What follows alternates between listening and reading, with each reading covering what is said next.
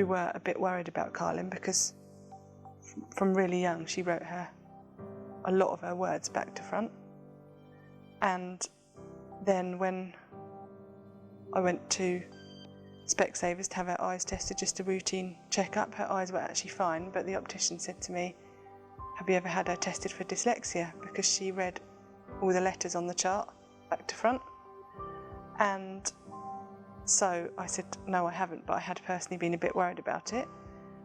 She was not into anything academic at all. She didn't like reading, she didn't like writing, whereas our older daughter is very academic and seemed to sail through school and never had a problem, got good results, and never seemed to find homework too hard. And so it came as a bit of a shock. She read the whole chart back to front. She started from the right and read across to the left and did it at every single line, and she could see nearly to the bottom of the chart. She actually had very good eyes then. Put effort into something and you don't get a result out of it, that's actually not good for your self-confidence or your self-esteem, and you end up not bothering because you think, I can't do it anyway.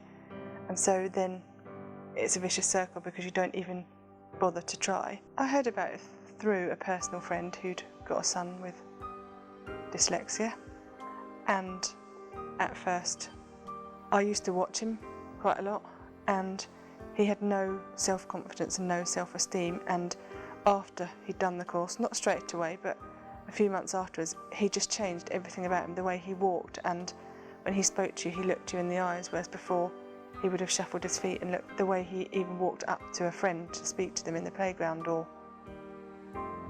it was just really amazing, the difference. When we thought about the cost, we thought it is a lot of money to spend when you can't guarantee that you're going to get a return for your money. Well, when we discussed it as a household, we felt if we didn't go for the course, and in 10 or 20 years she was still struggling, and perhaps struggling to find employment because she had not many academic qualifications, which obviously now jobs and employment is hard to find for a lot of people, even people with qualifications. We felt if we hadn't sent her on the course, would we always regret the fact that we couldn't, in that sense, be bothered, or we kept telling ourselves we couldn't afford the money, and yet we'd held her back all her life, and because of us not being prepared to take the plunge and spend that money, she was disadvantaged for the rest of her life, really, which was really the deciding factor.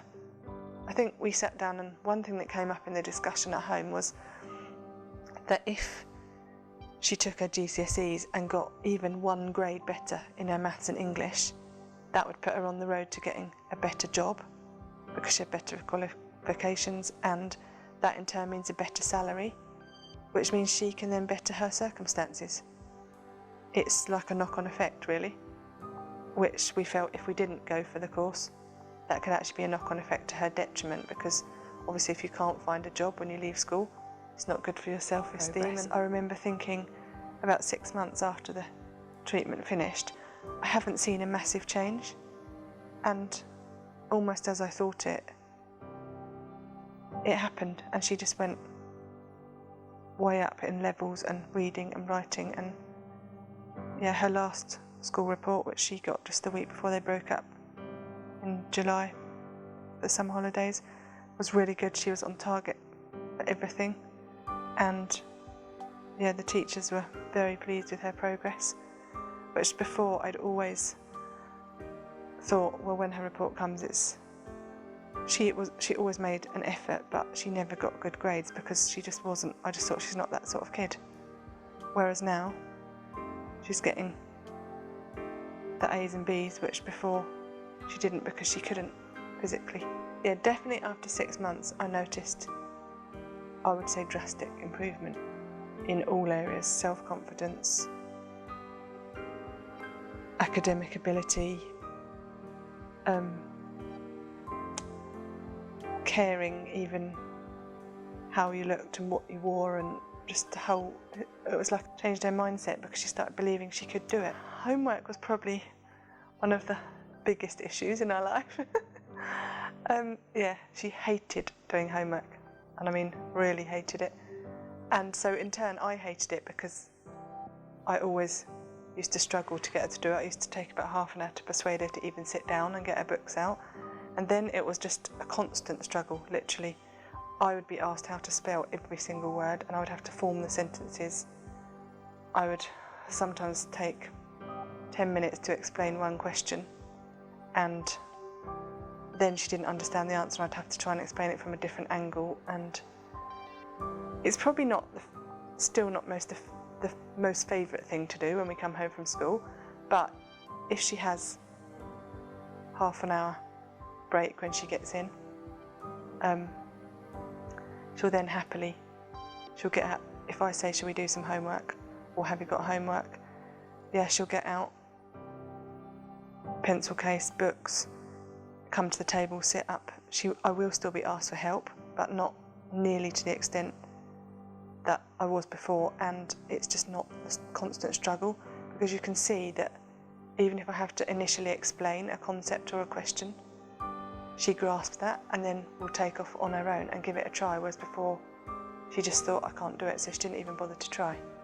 She would read 24 hours a day if we let her. We had to keep pulling her nose out of a book. But before the treatment, she didn't used to read at all. She may have read a comic strip book every now and again, but yeah, it was hard work to get her to read the reading book she brought home from school. She was on quite a low level. But when she started at the private school, she had a reading age of 4 and she was nearly 8 when she started there. So basically it was half her age, and now she is above her reading age. In her last reading test at school, she was above the age where she should be. I think she had a reading age of 12 and she's 10. So yeah, that has greatly improved, and obviously that helps all other areas of your schoolwork, because if you can't actually read a question, you can't write anything about it. Helps your spelling because you're reading words, your brain's looking at them all the time, so it obviously helps with learning to spell them. Yeah, it's been good. And even the levels of concentration,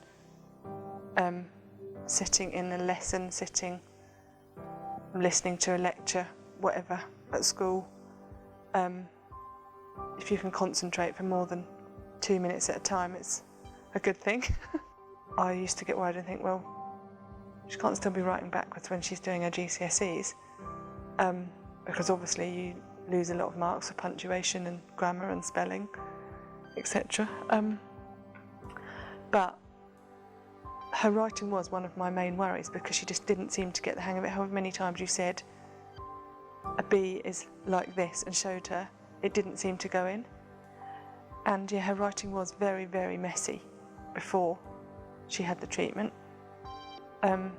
After she'd finished the treatment, it was slightly improved, but now 12 months down the line, it's greatly improved. And she won a pen licence at school from the head teacher, which you get awarded when your handwriting, the head teacher thinks your handwriting is neat enough to use a pen rather than a pencil. And there was actually only 6 students in her year group that won that, and she was one of them, which we were very pleased about. Also, after my course, my colouring has actually got much neater. The homework and the eye exercises are very important, because one person I spoke to who'd had the treatment